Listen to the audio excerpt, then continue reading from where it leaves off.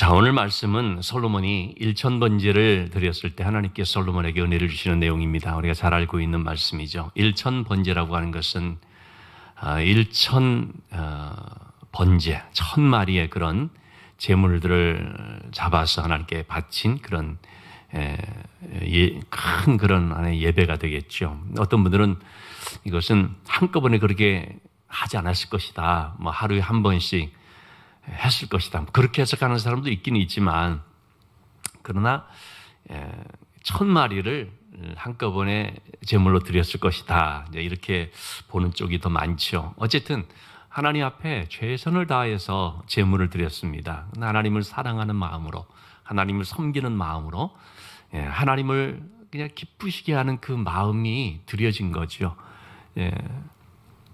어떤 조건 때문에 받기 위해서 그런 것이 아니었죠. 그냥 드린 것입니다. 하나님께서는 우리 어떤 헌신을 받으실 때 너무나 기뻐하시죠. 그리고 그런 하나님께 대한 정성, 하나님께 사랑의 마음으로 드리는 모습을 보면 하나님께서는 반드시 거기에 대해서 복을 주십니다. 은혜를 주십니다. 그냥 받고 끝나는 것이 아닙니다. 우리가 참 부족한 가운데서도 정성껏 하나님 앞에 예물을 드린다든지, 정말 나의 그 귀한 것 참 아끼고 아껴서 그래서 하나님께 참 이렇게 드린다든지, 그럴 때 얼마나 하나님 기뻐하시겠습니까? 단지 기뻐하는 걸로 끝나는 것이 절대 아니라는 거죠. 반드시 은혜를 주십니다.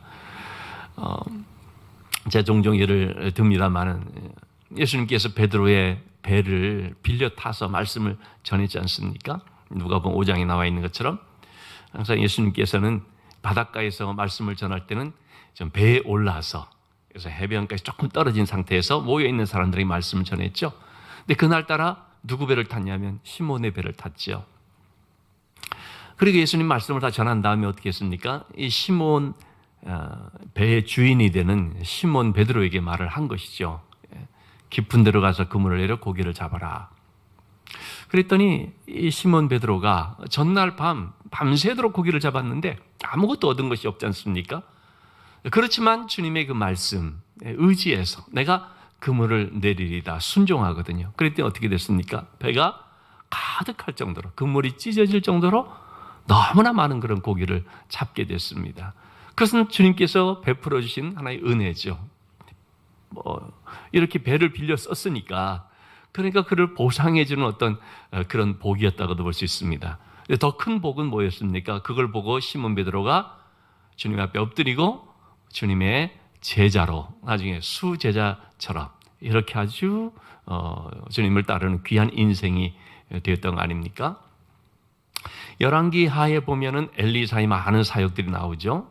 그 중에 수넴 여인과 관련된 그 내용들이 참 많지요.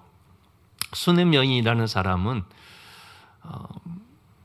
엘리사가 다니는 것을 보면서 남편에게 말하죠. 저분이 하나님의 귀한 종인데 우리가 저분을 좀 잘 섬길 수 있으면 좋겠습니다. 우리가 집에 좀 거처를 하나 마련해서 그분이 이 갈멜산에서부터 또 이렇게 사마리아 쪽으로 지나다니는 이 길목에서 이렇게 한 번씩 들릴 때마다 좀 지낼 수 있도록 짧은 시간이라도 와서 공부도 하고 책도 보고 말씀도 보고 기도도 하고 묵상도 하고 그리고 쉴 수도 있도록 이렇게 거처를 하나 만들어주면 좋겠습니다.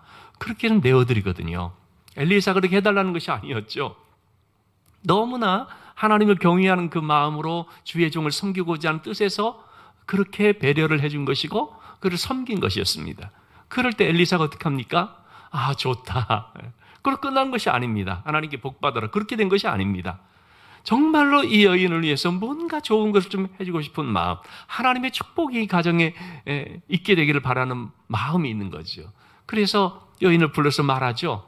혹시라도 나에게 뭐 부탁할 것이 있으면 말하라. 왕에게 말할 것이 있다든지 군사령관에게 말할 것이 있다든지 그러면 내가 좀 그런 친분이 있는 것이니까 내가 들어주겠다고 하죠. 근데 여인이 뭐라고 합니까? 아니 그런 아무 필요가 없습니다라고 얘기하죠. 저는 그런 거 하려고 하는 것이 아니고 또 저는 모든 것이 다 만족합니다. 살만하고 그래서 원하는 것이 없습니다라고 얘기를 하거든요. 그럴 때 그러니까 굉장히 겸손한 것이었죠. 사실 그러니까 엘리사가 거기에서 그냥 두지 않고 게하시 종을 불러서 혹시 이 가정에 이 여인에게 필요한 것이 뭐가 있을까 물어보죠. 그랬더니 이 가정에 보니까 다 괜찮은데 자녀가 없습니다. 정말 이 가정에 자녀만 있으면 참 좋을 것 같습니다. 그래서 그 가정에 자녀가 있도록 그래서 여인을 불러서 말하죠. 내년 이맘때 아들이 있을 것이다. 그러니까 여인이 잘 믿지를 못하죠. 선지자님, 그럼 거짓말하지 마십시오 하는 그런 식으로 이제 표현을 했겠죠. 근데 정말로 가정에 자녀가 생기죠. 그 자녀가 또 죽은 일이 있었거든요. 근데 자녀를 또 살려주거든요. 너무나 놀라운 그런 은혜를 이제 받게 됐죠. 그것이 뭐 때문이었냐면 이렇게 정성껏 섬긴 그 결과로 하나님께서 주시는 축복이었던 거죠. 우리 하나님께서는 그렇게 역사해 주십니다. 솔로몬이 그런 아주 귀한 마음으로 하나님을 섬겼을 때 하나님께서 솔로몬에게 물었습니다. 자, 5절 말씀이죠. 솔로몬에게 말하기를 내가 너에게 무엇을 줄고 너는 구하라. 마음이 감동되신 하나님께서 내가 너에게 뭔가 해주고 싶다. 네가 소원하는 것이 뭐냐? 너는 나에게 구하라. 내가 줄게. 하나님 그렇게 말씀하시거든요. 자, 오늘 말씀을 통해서 간략하게 두 가지를 좀 살펴보고자 합니다. 첫째, 여러분 특별히 하나님께서 너의 소원이 뭐냐? 너는 나에게 구하라라고 말할 때 여러분 뭘 구하겠습니까? 혹시 구할 게 딱 생각이 났습니까? 하나님 그 말씀 미리 내가 한 3일 후에 물어볼 테니까 준비하고 있어. 이게 아니라 지금 당장 하나님께서 딱 찾아오셔서 너는 나에게 구하라.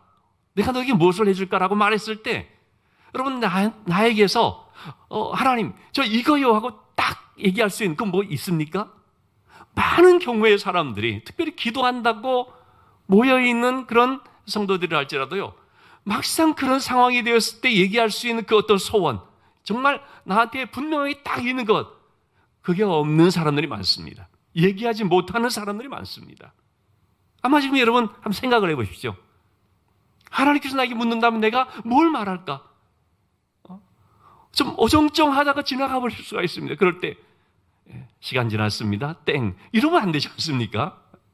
여러분 그런 우화가 있지 않습니까? 세 가지 선물이라는 그 동화죠. 천사가 나타나서 참 그 착한 그 부부에게 감동이 돼서 내가 가정에 좀 선물을 좀 해주고 싶은데 무엇을 원하느냐 소원을 세 가지만 말하라 딱 얘기를 했습니다. 갑자기 나타나서 딱 얘기를 하니까 그 아내가 뭐라고 했겠습니까? 아침에 보니까 소세지가 떨어졌거든요. 소세지가 있으면 좋겠습니다. 첫 번째 소원 소세지를 구했습니다. 소세지 생겼습니다. 옆에 있는 남편이 너무 화가 나가지고 이 중요한 찬스 세 가지를 겨우 소세지 하나를 얻는 데 쓰다니 화가 나니까 두 번째 소원 이 소세지 저 마누라 코에 붙어버리게 해주십시오. 붙어버렸습니다. 두 번째 소원 썼죠. 그러니까 어떡하냐 세 번째 소원은 그거 떼달라고 해야지. 그러니까 끝나버렸습니다.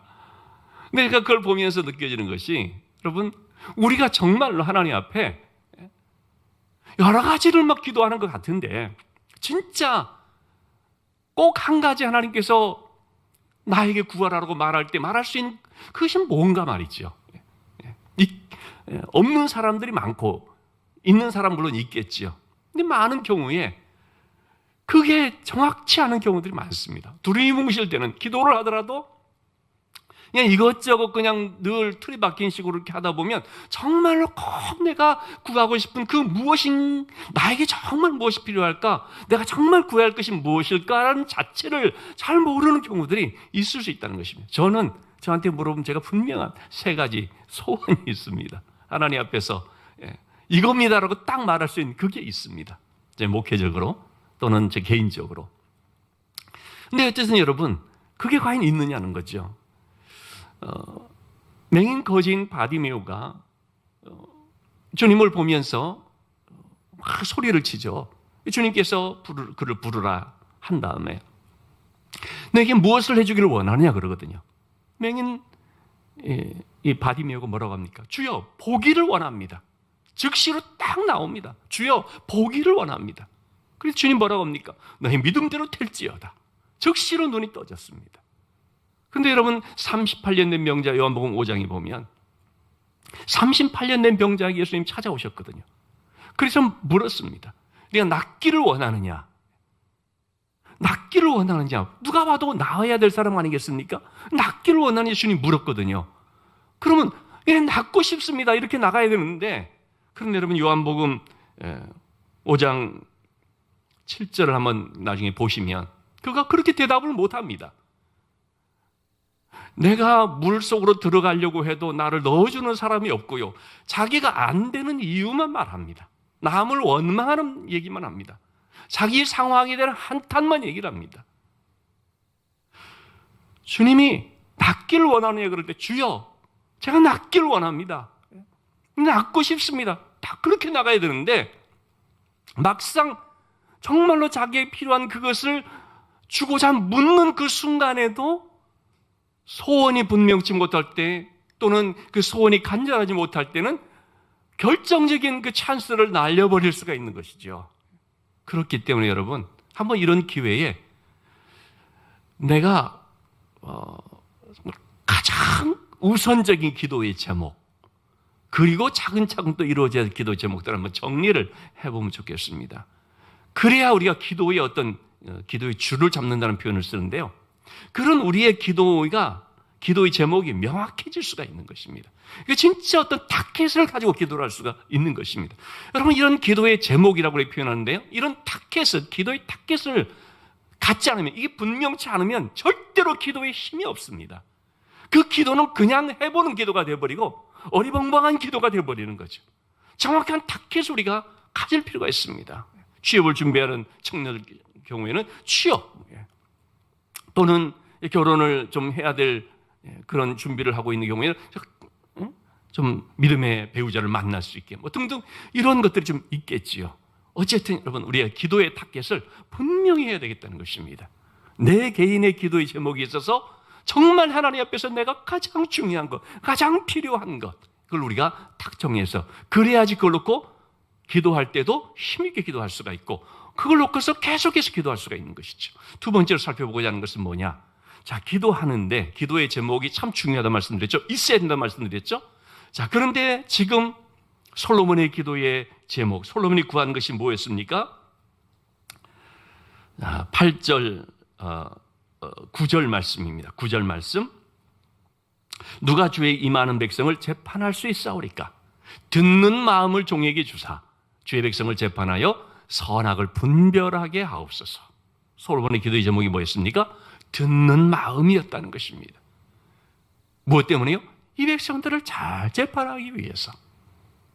이 백성들의 그런 참 억울함도 없어야 되고 불평도 없어야 되고 시시비비를 잘 가려줘야 되고 그래서 이 백성들이 그 가려운 데를 잘 긁어줄 수 있는 공명정대한 왕으로서 당시에 가장 중요한 것이 백성들을 잘 재판하는 것이었단 말이죠.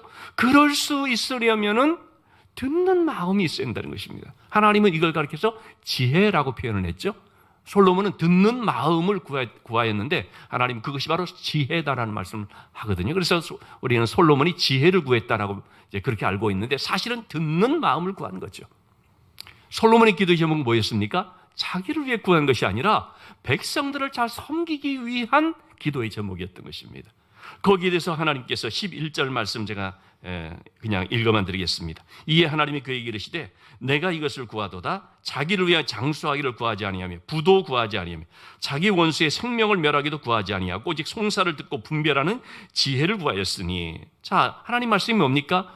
네가 구하는 그것이 너 자신을 위한 것이 아니라 너 자신을 위해서 장수도 구하고 좀 오래 사는 것도 구하는 것도 그걸 구할 수 있는 그거 구하는 것도 아니고 돈 많은 것 그거 구하는 것도 아니고 원수의 생명을 멸하는 것 그거 구하는 것도 아니고 백성들을 잘 다스리고 그들을 잘 재판하기 위해서 듣는 마음이 지혜를 구하였다. 하나님의 마음이 그래서 어떻게 해요? 10절 말씀 솔로몬이 이것을 구하며 하나님의 마음에 딱 듣는 것입니다. 여러분 우리가 기도의 제목에 딱 있어야 된다고 했지 않습니까? 근데 그것이 하나님의 마음에 드는 제목이 돼야 됩니다. 그러려면 남을 잘 도울 수 있는 그런 기도 제목을 우리가 가져야 됩니다. 나의 욕심, 나만을 위한 어떤 그런 걸 구하는 것이 아니라 다른 사람을 잘 섬기고 다른 사람을 잘 도울 수 있는, 남을 유익하게 할 수 있는 그걸 구하는 것. 여러분, 그것이 더 은혜 받는 비결이 된다는 것을 여러분 기억하십시다. 그래서 그것이 하나님 마음에 든지라. 오늘 이 시간에 우리가 기도할 때 정말 여러분 하나님의 마음에 드는 기도의 제목이 되었으면 좋겠습니다. 그러기 위해서는 정말 남을 도울 수 있는. 그래서 저는 여러분 오늘 기도하실 때도 우리 교회를 위해서 기도하실 때 정말 우리 교회가 더 귀하게 쓰임받는 많은 사람들을 도울 수 있는 교회가 될 수 있게 해달라고. 저는 우리 교회가 부흥하고 성장하기를 정말 원하고 그걸 놓고 정말 저도 열심히 기도합니다. 근데 부흥하고 성장하기를 원하는 목적은 딱 한 가지입니다. 하나님의 일을 많이 하기 위해서입니다. 다른 거 없습니다. 무슨 교회가 뭐 이렇게 드러나고 뭐 자랑할 만하고 전혀 그런 거 없습니다. 이번에도 뭐 우리 제가 신문에 뭐 인터뷰한 것이 이제 기사도 나오고 있지만 저는 그렇게 할 생각도 없었고 별로 그거 이렇게 뭐 좋아하지도 않습니다. 그러나 이것이 하나님의 영광을 좀 나타낼 수 있는 것이라면, 그래도 좀 교회에 대한 좋은 소문이 날 수 있다면 그렇다면 괜찮지, 그런 마음에 산 것뿐이거든요. 정말 중요한 것은 여러분 우리가 주의 일을 많이 해서 하나님께 영광이 되고 이 사회 가운데 많은 사람들에게 참 행복함을 줄 수 있고 기쁨을 줄 수 있는 그런 사역들을 좀 더 많이 할 수 있으면 한다는 거거든요. 그런 교회가 될 수 있도록 여러분 위해서 기도해 주시고, 또 우리 자신들의 삶이 그렇게 될 수 있도록 참으로 남을 더 유익하게 하고 하나님의 은혜를 세상에 전할 수 있는 그런 일꾼들, 그런 도구로 쓰임받을 수 있는 그런 기도의 제목을 가지고 함께 기도할 수 있으면 좋겠습니다.